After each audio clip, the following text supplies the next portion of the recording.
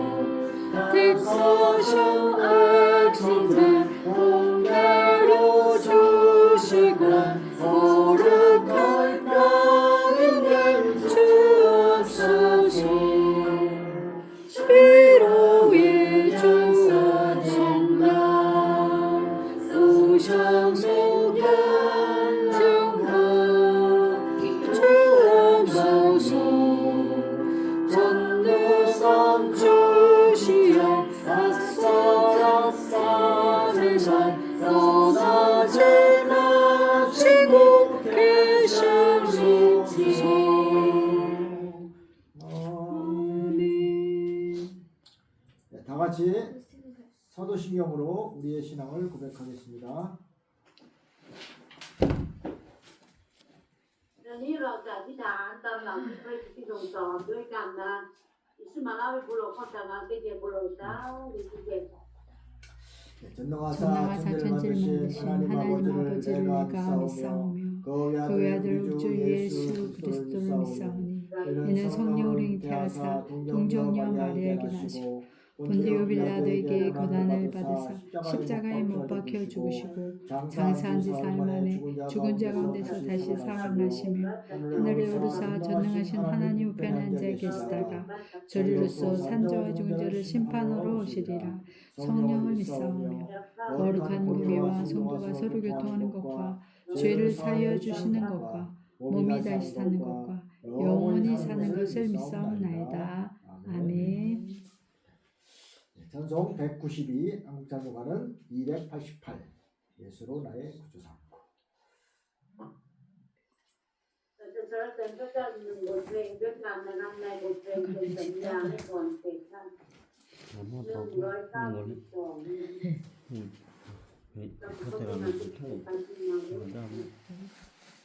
시작합니다.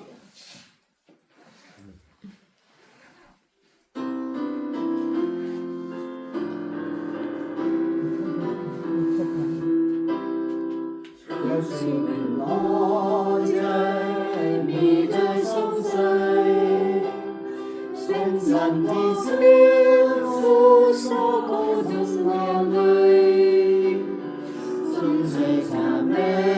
손에 영혼에 거룩하여 내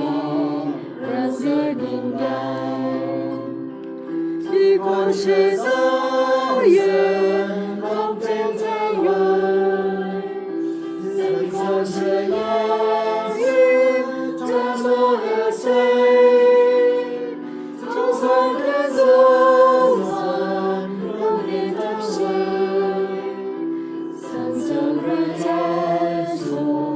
라마하다 이곳은 선야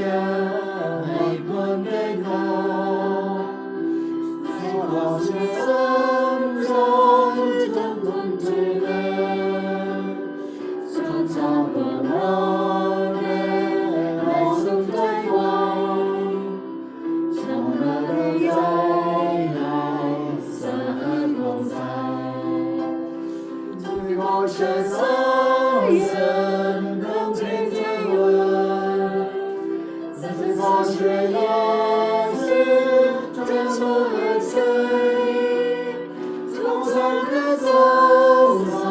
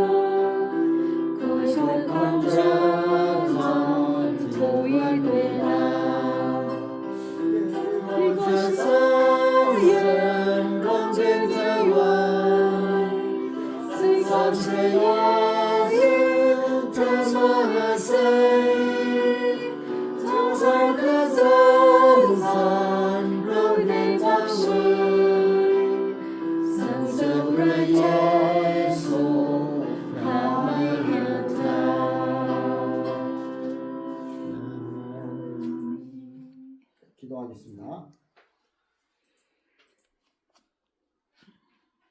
기도하세요. 예. สรรเสริญพระเจ้าขอบพระคุณพระเจ้าตลอดทั้งอาทิตย์ที่ผ่านมาที่พระองค์ทรงเลี้ยงดูชีวิตของเรา ขอบพระคุณในวันนี้ที่พระองค์ทรงเตรียมไว้ให้กับเราที่จะประกาศพระชนะของพระองค์ข้าแต่พระบิดาเจ้าข้าขอพระองค์เจ้าทรงอยู่ท่ามกลางเราที่นี่ทรงเปิดตาใจเราทั้งหลายที่จะรับฟังพระชนะธรรมของพระองค์ที่จะเติบโตฝ่ายวิญญาณของเราทั้งหลายที่จะสามารถสนิทอยู่กับพระองค์ได้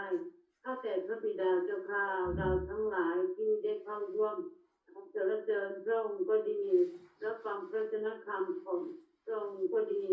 ทุกสิ่งที่เราจะกระทำไปนั้นขอพระวิญญาณเจ้าทรงดลใจเราขอพระวิญญาณเจ้าทรงนำเราทุกคนที่เราทั้งหลายจะสรรเสริญพระเจ้าด้วยใจขอบพระคุณที่เราทั้งหลายที่จะกินอาหารฝ่ายวิญญาณที่อย่างเต็มอิ่มในค่ำคืนนี้ท่านแต่ข้าแต่พระบิดาเจ้าค่ะขอทรงอยู่ท่ามกลางปากของอาจารย์ที่จะประกาศพระวจนะของพระองค์ขอพระเจ้าทรงใช้ปากใจความคิดของอาจารย์ที่จะนำเราทั้งหลายที่จะเข้าใจพระวจนะของพระองค์และขอให้เราที่จะสร้างสัมพันธ์ด้วยความรักซึ่งกันและกันไม่ว่าอยู่ที่ใดก็ตามขอให้เราได้เป็นครอบครัวในพระคริสต์ด้วยกันที่จะหนุนนำชีวิตซึ่งกันและกันต่อไปมอบฝากทุกคนไว้กับพระบิดาในพระนามพระเยซูคริสต์เจ้าอาเมน 아멘. 네, 하나님의 말씀을 보겠습니다. 보타라니 보타. 하나님 말씀은 갑자기 마음을 히브리서 12장 1절에서 4절입니다. พระชนะธรรมที่เราจะอ่านด้วยกันในพระธรรมฮิบรู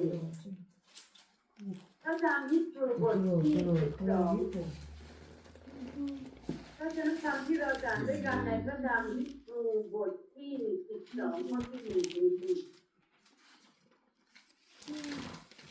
Siamo dovete poi brevi canale di cinema. I brevi canale di cinema canale di Oma. 1564 52ข้อที่1ถึง4ละ12ข้อที่1ถึง4 I brevi canale di cinema canale di Oma. 네, 히브리서 12장 1절로 4절 같이 읽겠습니다. 이러므로 우리에게 구원같이 둘러싼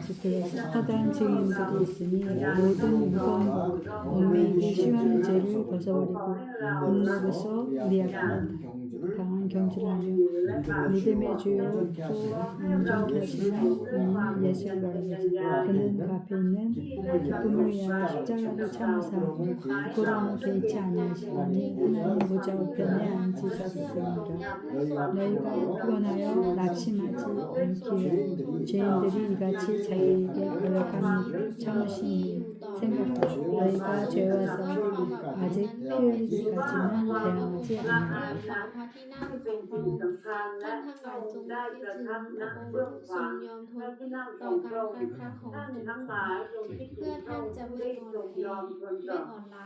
คำคัดค้านของคนบาปเพื่อว่าท่านทั้งหลายจะได้ไม่รู้สึกท้อถอยในการต่อสู้กับบาปนั้นท่านทั้งหลายยังไม่ได้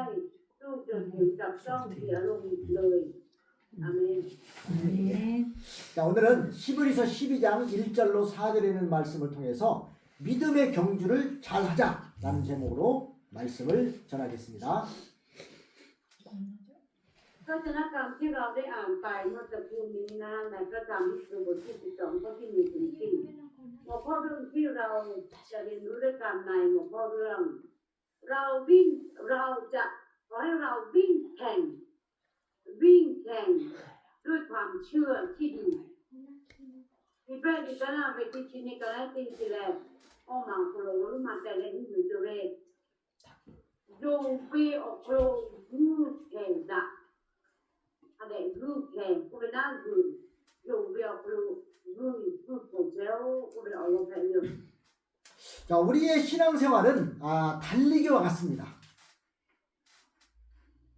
ชีวิตแห่งความเชื่อของเราเปรียบเสมือนการแข่งขันวิ่งนั่นเอง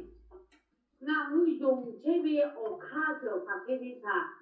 sudah ini kuku tidak cewek orang kasut kayak 그래서 이 말씀은 우리에게 믿음의 경주를 잘 하라고 말하고 있습니다. ดังนั้นข้อความนี้จึงบอกพวกเราให้วิ่งในเส้นทางแห่งความเชื่อให้ดีนั่นเอง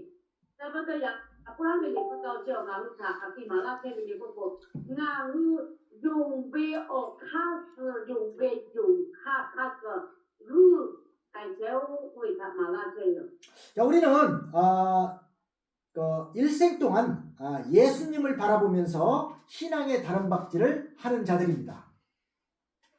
ดังนั้นตลอดชีวิตของเรานั้นเราต่างเป็นผู้ที่วิ่งแข่งในเส้นทางแห่งความเชื่อโดยมองไปยังพระเยซูนั่นเองแต่พระองค์งานวิจิตรคืออาสาการติดเชื้อโอชาจงานว่าสาการติดเชื้อสิ่งโอชาเชื่อขับไปเลยงานยงเวอคาเซวูการเชื่อที่เกิดที่ทุกข์ทันในวูการเชื่อขับไปเลย 자, 오늘 말씀은 우리가 어떻게 믿음의 경주를 달려가야 하는지, 그리고 하나님께서 때때로 우리를 징벌하실 때에 어떠한 마음가짐을 가져야 하는지에 대해서 말하고 있습니다. ดังนั้นในข้อความในวันนี้จึงบอกเราถึงวิธีวิ่งแห่งความเชื่อและทัศนคติที่เราควรมีเมื่อพระเจ้าทรงลงโทษเราในบางครั้งนั่นเองแต่พระเจ้าอยากเพิ่มเวทีพุทธเจ้านงาวิชาอาตมาออกพิจารณาไปเลยพวกผมนงาจงวิออกมืออีกอย่างที่จบมาที่เราที่เรามือไปเลยและงาวิชานงาวิชาที่พวกที่เราจบมาว่าวิทยาศาสตร์นงาที่ข้าดข้ากับเพียรติดอยู่พวกนี้ค่ะที่อยู่ 네, 이 구약 시대에 그 믿음을 굳게 지켰던 그 신앙의 선구자들은 이제 천국에 있지만은 그들의 신앙생활은 오늘날 우리에게 여전히 큰 감동을 주고 있습니다. แม้ว่าบรรดาผู้บุกเบิกแห่งความเชื่อที่ยึดมั่นในความเชื่อของตนในยุคพันธสัญญาเดิมนั้นจะอยู่ในสวรรค์แล้วแต่ประสบการณ์แห่งความเชื่อที่พวกเขายังคงเป็นของพวกเขานั้นยังคงเป็นแรงบันดาลใจยิ่งใหญ่สำหรับเราในทุกวันนี้นั่นเองพวกเขาแบบอุทัศน์จุวิโชติผาเลยอริโตพ่อเกี่ยวคอลเบบูชายูคือปืนท่ายงเวทายูโอปืนพอเลยยงเวอจิตาคือการตั้งปืนโชติผาที่บูชาเมียวแค่ตัดตัวเท่ากันยูคาติตาปืนอโลจิตายูยูอะไรเดียวเราจะสิที่ผ่านทางงานที่เขาทำกับเราเองที่สุดแล้ว 자, 우리 자신도 우리보다 앞서 믿음의 길을 걸어갔던 이 선구자들의 발자취를 따라서 믿음의 길을 잘 달려가야 합니다. ดังนั้นเราเองก็ต้องเจริญรอยตามบรรดาผู้บุกเบิกแห่งความเชื่อที่ได้มาก่อนเราและวิ่งในเส้นทางแห่งความเชื่อให้ดีเช่นเดียวกับพวกเขาเหล่านั้นนั่นเองแต่ว่าต้นงาอุทกะอุลาคาวิอุทาวิโชติภาวิชาจุเวยุ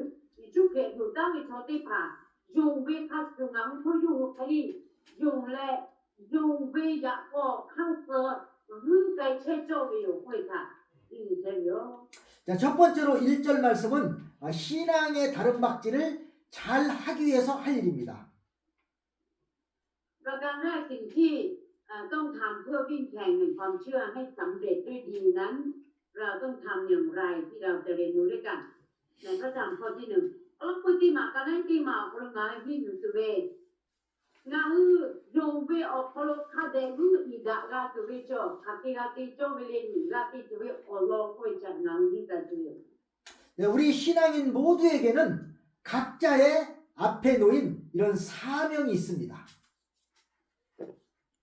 นั้นทุกเราผู้เชื่อทุกคนต่างมีภารกิจที่ได้รับมอบหมายอยู่เบื้องหน้านั่นเองโนงาฮูโยเบคริยาแผ่ไปจบโนงาฮูทาปีล่านักล่ากาตาเวการผู้เบลวิสพ่องาฮูโจตาเวติกาเลยติกาโอ้เก้าวิตาติดจอวิโย 네, 우리 신앙인들이 걸어가야 될 길이 있고 또 우리가 극복해야 될 시련들이 있습니다. มีเส้นทางที่พวกเราผู้เชื่อต้องเดินและมีบทบาท และมีบททดสอบที่เราต้องเอาชนะด้วยเช่นเดียวกันถ้าพระเจ้าลงเอาอยู่วิกฤตที่ผ่านราชูไกเตรยะพออกข้าจอวิโยและงานวิงาพูดจุเววิโรวิธีผ่างานออกจูวิธีผ่าค่ะออกจูวิธีผ่าค่ะวิงาที่เลย 자, 이 시대는 우리가 굳게 붙잡아야 될 하나님의 말씀이 있고 또 우리가 확립해야 될 진리가 있고 또 우리가 극복해야 될 시련이 있습니다. ดังนั้นในยุคนี้นี่มีพระวจนะของพระเจ้าที่เราต้องยึดมั่นมีความจริงที่เราต้องสถาปนาและมีบททดสอบที่เราต้องเอาชนะนั่นเองถ้าพระเจ้าและงานชิติจูเวโอยาโจอาตุมาลีงานกาพลุโรตาโจตาเวงานตีโจเวกุชาวิโตโคทาคาสุตีโจเวโยราจุดิตาเวโยและโอเตโอนาเวกุชาวิโตโคโจพลุกาเพตโตลาฟิเวนะอุเบียกามาปีกาเพตโตลาเวกาตุกามาปีนะกาและงานลูกบิบิโลเวงานพลุกาวิเจตากาเสคาลาเพตี 자, 우리는 하나님께서 우리에게 맡기신 사명을 완수하기 위해서 그리스도 안에서 경주를 해야 됩니다. ดังนั้นเราต้องวิ่งแข่งในพระคริสต์เพื่อทำภารกิจที่พระเจ้าทรงมอบหมายให้สำเร็จนั่นเองถ้าพระตุนงานวิธีภาครู้อีดาเล่รู้ไกลเกียร์ค่ะเนี่ยวิจิจุคริเกียวกับรู้ไกลอยู่เอาละพวกงานคริเกียวรู้ไกลชิเลรู้ชาโนงานวิธีคิดลาตาเวกังเตมาอพโลเอปีกาตัวคงแค่อีโล 자, 신앙인으로서 우리 여정의 목표는 바로 예수 그리스도를 닮아가는 것입니다. ดังนั้นในฐานะผู้เชื่อเป้าหมายของการเดินทางของเราคือการเป็นเหมือนพระเยซูคริสต์นั่นเองแต่พระตุนงาจงเวคริสต์ยาแพ้อยู่แต่งาเราไปชอที่ผ่านนะสอเล่าไปชอที่ผ่านเลยนงาไปจุไกตัวอยากเข้าเลยอาตุมาไปอยากกว่าการจุไกตัวเลยพวกผม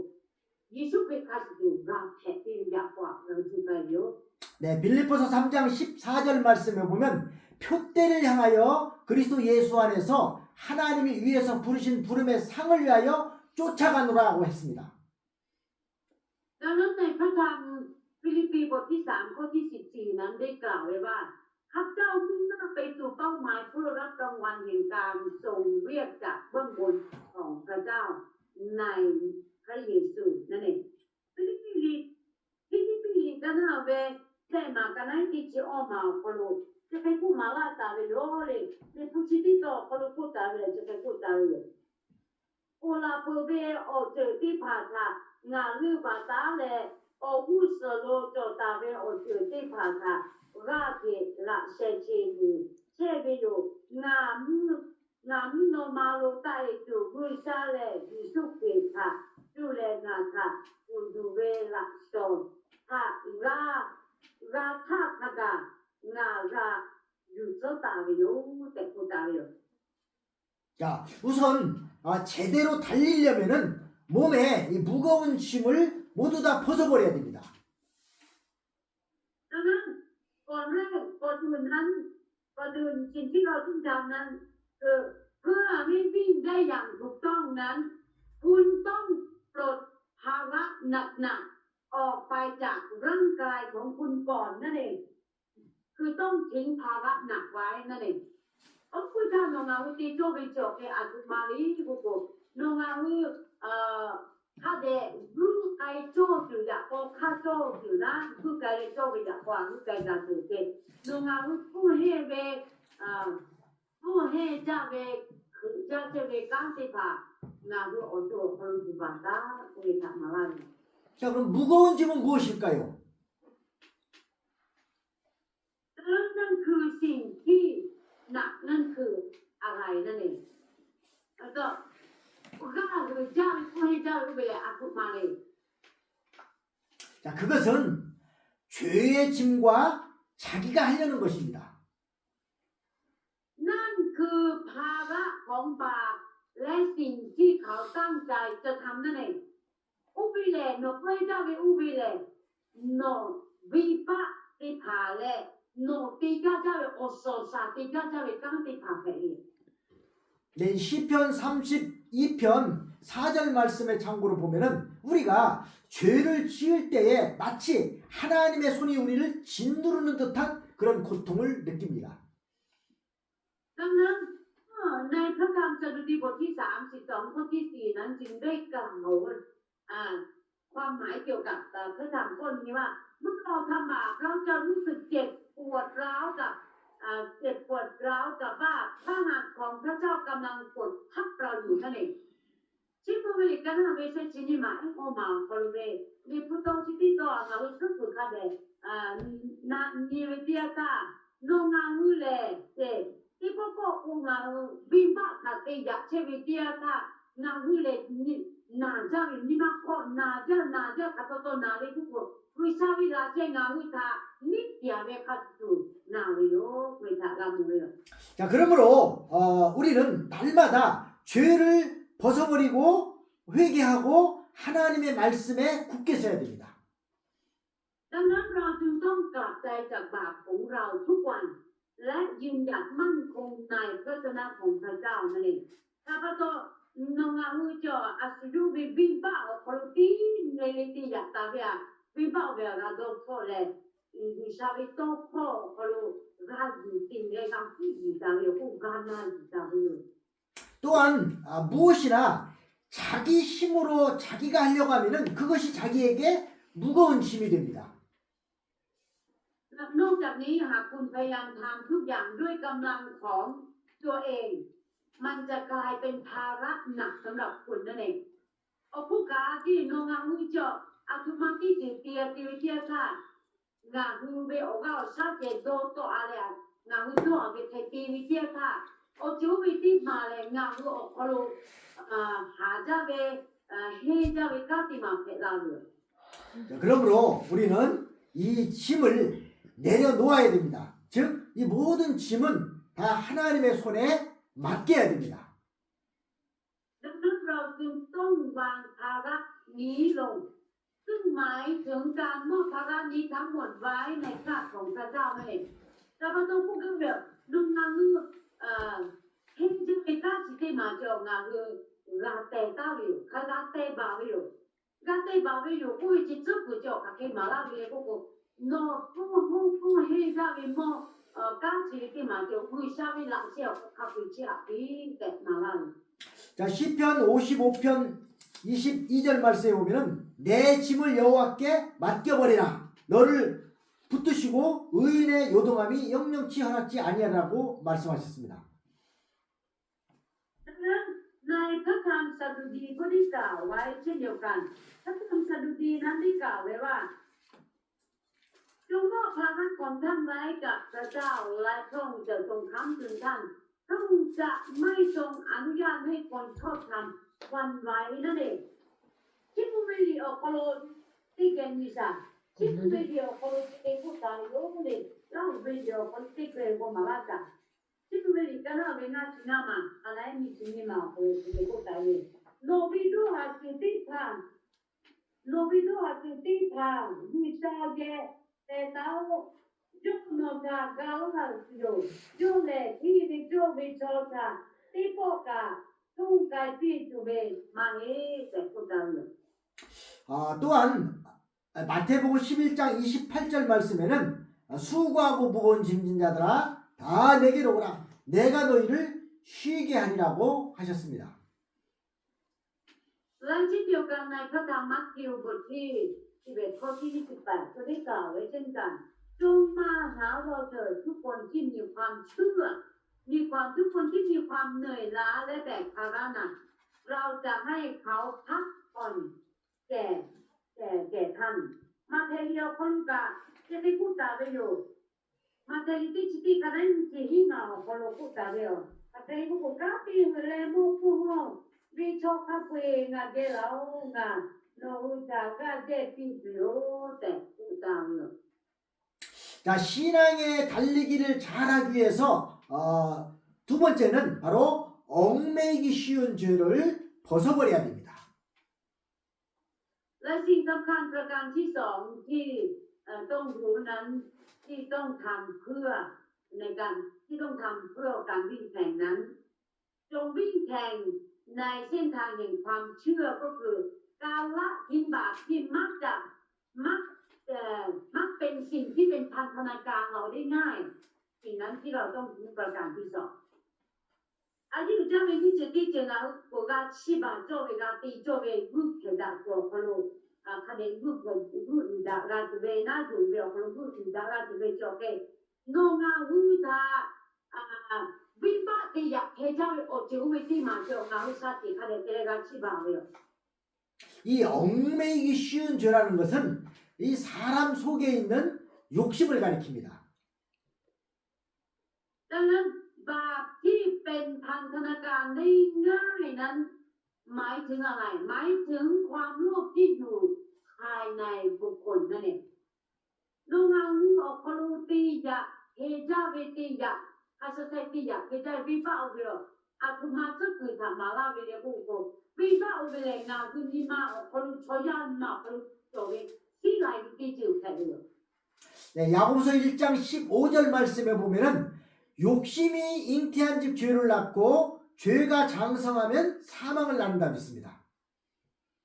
ดังนั้นในพระธรรมยากอบบทที่1นะข้อที่15ได้กล่าวไว้ว่าแต่เมื่อตัณหาที่ตั้งครรภ์แล้วก็จะทำให้เกิดกำเนิดบาปและเมื่อบาปเติบโตเต็มที่แล้วก็จะทำให้เกิดกำเนิดความตายนั่นเองอยากพูดในคณะเวทีมากันได้ที่เชื่อมาโอ้โหเนี่ยผู้ชิดที่สองผู้ข้าตัวแรกผู้มาตาวิโอเลยอุตส่าห์สิไรคุยเวนีมาเลยยาวดีเบเคโยกพอลูอุลาเลยบินบ้าทาปอลาปีเลยอยู่บินบ้าโง่ลาบีลาเบติยาสโลบิติเจอทาปอลาปีเลยอยู่แต่ก็ตามเลย 네, 믿음의 다른박질을 바로 하기 위해서는 이 탐욕을 버려야 됩니다. ดังนั้นคุณต้องละทิ้งความโลภเพื่อที่จะวิ่งในเส้นทางแห่งความเชื่อได้อย่างดีนั่นเองถ้าพระเจ้าลงเอาจงวิจักโอข้าวพอโลถ้าเด็กมืออินดักราชวิจารณ์ที่หลายวิธีจริงๆนะเนี่ยถ้าเด็กมุสลิมเราชบัตรเดียว 자, 이 셋째로 믿음의 그 다른박질을 잘 하기 위해서는 인내가 필요합니다. ประการที่สามคุณต้องมีความอดทนเพื่อวิ่งให้จบในการวิ่งแข่งขันเป็นอย่างดีเส้นมาที่มางานวิธีจะถ้าการติดเรือจุมาเลยพวกเรางานวิธีข่าววิธีมาการจบโยเจรื้อเปิดท่าทางการรื้อเลยเปิดท่าทางการรื้อเกการจบรื้อข่าววิธีมาการจบเพียง 네, 이렇게 인내가 없는 사람은 가다가 도중에 실패하고 맙니다. นั้นจึงกล่าวได้ว่าคนที่ไม่ใจเย็นมักจะล้มเหลวกลางคันนั่นเองผู้กล่าวที่ขัดเลยผู้ก็นี่มาโหชินี่มามูชิเลยชอบผู้กล่าวนะนี่มานี่ไหนมาเป็นชอบชิผ่าจอโอกาสเลี้ยวผู้กล่าวนี่เจสิตาไปเพื่อแม่แต่มาละเกย 자, 이제 두 번째로 믿음의 그 다른박질을 잘 하기 위해서는 2절로 4절에 보면은 예수님을 바라봐야 됩니다.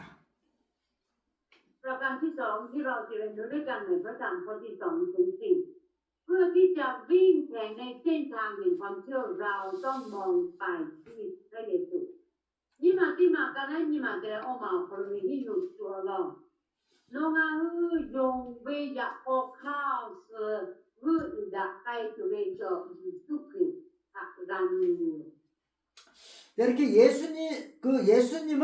우리가 다른박질하는 그 모범을 보여주셨습니다. พระเยซูทรงแสดงให้เราเห็นตัวอย่างวิธีการวิ่งนั่นเองยิสุคริสต์รู้จะตัวเอาอย่างอุเบกขาเป็นตีการู้ตัวก็โยมมาแต่ถ้าโยกาเป็นมาลาตาโกเป็นมาลาอุเบดูไปตากาโมย 자, 이렇게 운동선수한테는 이 코치가 있듯이 예수 그리스도는 우리 신앙을 인도하는 스승입니다. เช่นเดียวกับนักกีฬาที่มีโค้ชพระเยซูทรงเป็นครูผู้ทรงนำทางแห่งความเชื่อของเราเช่นเดียวกันรู้อิดะเซ就有啊忙些怕做的咯，他是对的，你是会到俺会用不要用忙些怕些忙些怕，用俺会沙拉这个配的哟的沙拉路呢，用麻辣的就用看的就给麻辣大的给麻辣些怕配的。 네, 이렇게 신앙의 다른 박질을 잘 하려면은 예수 그리스도의 인도를 잘 받아야 됩니다. ดังนั้นในการวิ่งแข่งแห่งความเชื่อถ้าประสบผลสำเร็จนั้นคุณต้องได้รับการชี้นำจากพระเยซูนั่นเองถ้าพระองค์โนโยวิยาพข้าวเบียอีหืออีดาเลอาลักโซกาตุเวจอโนงาหือยิสุคริมาลาตาเวยาพข้าโซกาหือ 자, 우리가 예수님으로부터 올바른 인도를 받는다면은 우리의 믿음은 더욱더 온전해지고 또 우리의 영은 예수님을 더욱더 닮아가고 또 우리의 인격은 더욱더 완벽해질 것입니다. ดังนั้นหากเราได้รับการชี้นำที่ถูกต้องจากพระเยซูความเชื่อของเราก็จะสมบูรณ์ยิ่งขึ้นชีวิตงานของเราก็จะคล้ายคลึงกับพระเยซูมากขึ้นและอุปนิสัยของเราก็จะสมบูรณ์แบบยิ่งขึ้นนั่นเองข้าพเจ้าขับขี่เพลาลีผู้บุตรลุงอาวิชุกรีมาลาตาเวอยากพอคาสอีมาลาตาเวอจิคาสผู้มาลาตาเวจะคาสลุงอาวิชุกรีเวอโลเวตักกักนาโยโกลุงอาวิดูเวชิกามาจิโกปีลาอุลาวิโลลุงอาวิจูฮา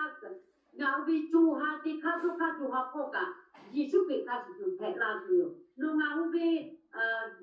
ดูข้ากักข้าติดเวอจิชิติพางาวิโอโจก็เพลเทโอโจก็อุลาดาลาวิโลก็จักนาลาวิโล 자, 우리가 예수님을 바라볼 때에 우리는 힘과 용기를 얻게 될 것이고 뭐 어려움이나 또 장애물에 직면하더라도 포기하지 않고 믿음의 길을 잘 걸어갈 수가 있을 것입니다. เมื่อเรามองไปที่พระเยซูเราจะมีกำลังและความกล้าหาญและเราจะสามารถวิ่งในเส้นทางแห่งความเชื่อได้เป็นอย่างดีโดยไม่ท้อแท้แม้เผชิญกับความทุกข์ยากหรืออุปสรรคใดๆที่เข้ามาเราก็จะสามารถผ่านไปได้นั่นเองนุ่งอาหูยิสุกริสต์ชินีเวทียาธานุ่งอาหูออกลุกฮังเวโอกามาเวโจลาโยแต่ปัจจุบันนุ่งอาหูยงเวอคาสยาโอเวมุกไกเชเวทียาธางาหูกานูเลหูเวทีพา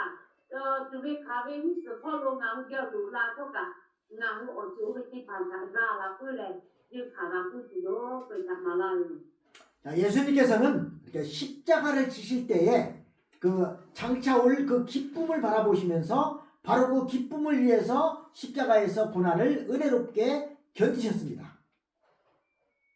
เมื่อพระเยซูทรงแบกไม้กางเขนพระองค์ทรงมองไปข้างหน้าถึงความสุขที่จะมาถึงและทรงอดทนต่อความทุกข์ทรมานบนไม้กางเขนอย่างดีเพื่อเห็นแก่สิ่งนั้นนั่นเองในพระธรรมข้อที่2ได้กล่าวไว้ยิสุคริสต์ย่อหลักการยุทธาคือถักแต่เปียติหลักการตะไกเชเวโอยาธาย่อโอ้มุสพอโล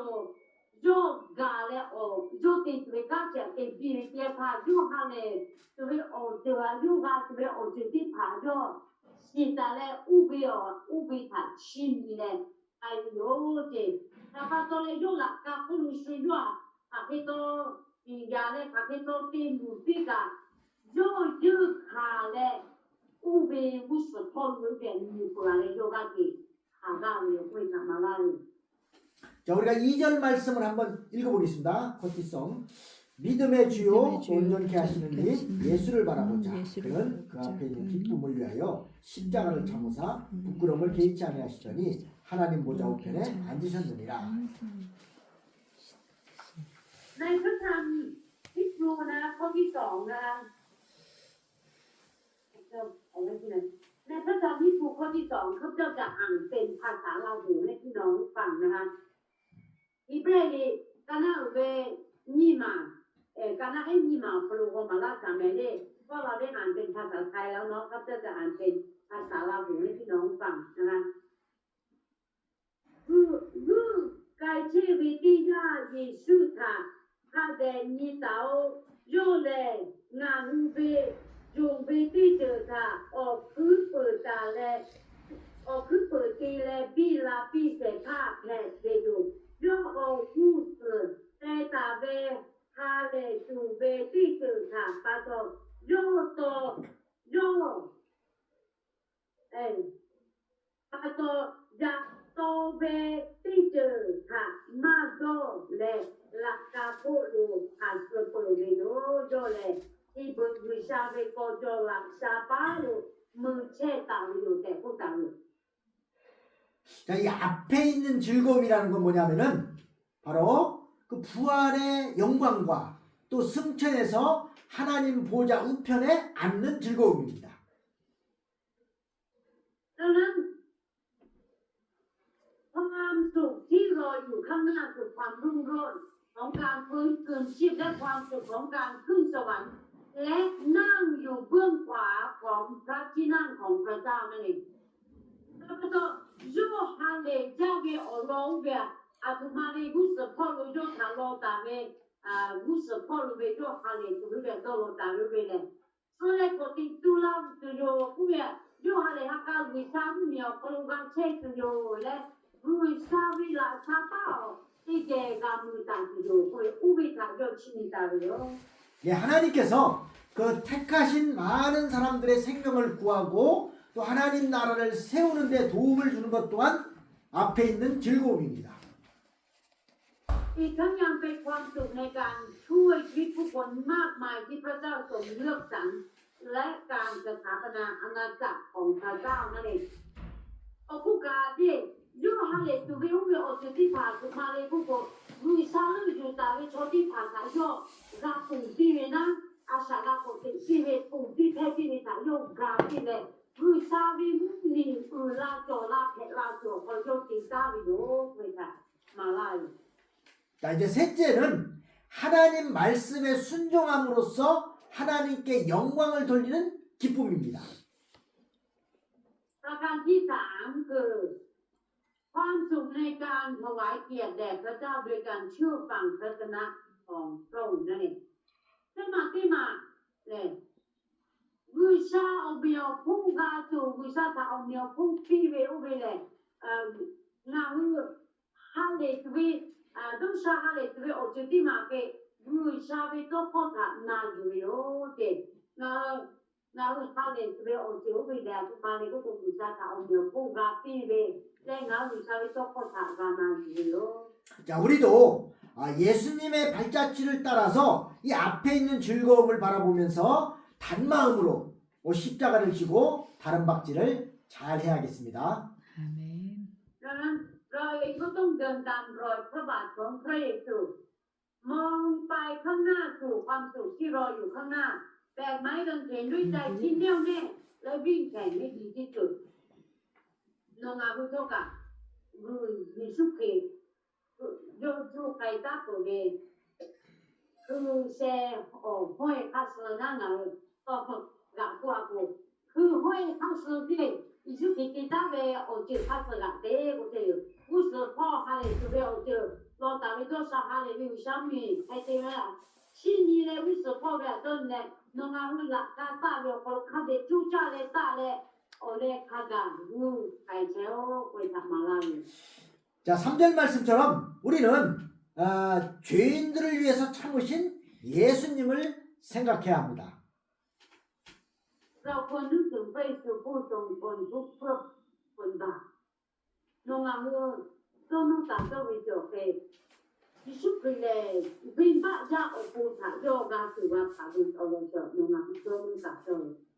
이 신자들 가운데는 아직 무거운 짐을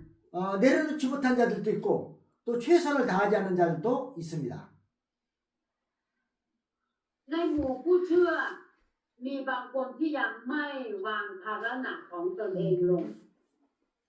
และบางคนที่ไม่พยายามอย่างเต็มที่ก็มีในหมู่ผู้เชื่อเช่นเดียวกันน้องเอาอยู่กับพิจารณาที่ผ่าออกพอรู้เลยที่ผ่าโกอาชุโยเวคือเวมอปูห้องเวมอปูเฮจาเวจามาบ้าเวชอจัวมาจูจาเวชอที่ผ่ากาจัวเวชาลาโมเร 자, 자, 이렇게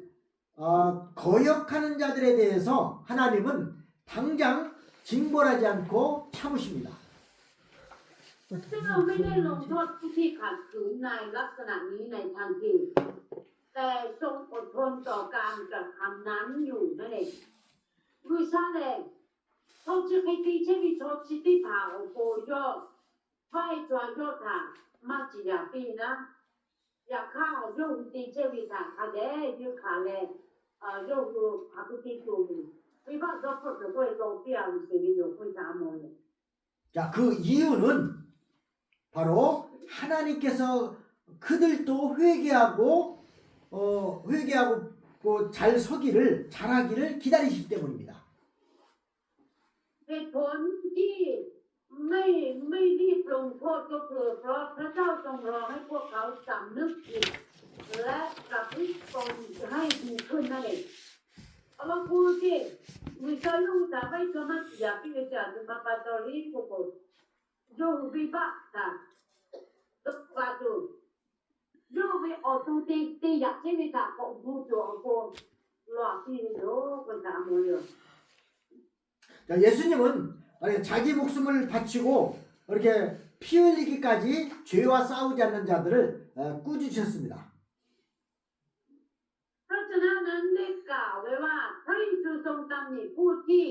ไม่ต่อสู้กับบาปจนถึงขั้นยอมสละชีวิตและหลั่งเลือดนั่นเองยิสุคือย่อคือยาที่ผ่าออกโกงโยกขัดที่คุกที่เลี้ยกุโยที่มาวิจารณ์วินบ้าออกลูมาช่วยอริมุขกาอาสาตาตากาโยมาต่อดาบนะวิบ้าเป็นมาต่อดาบเป็นชาวที่ผ่า就有啥就可以用它，就会它，然后呢？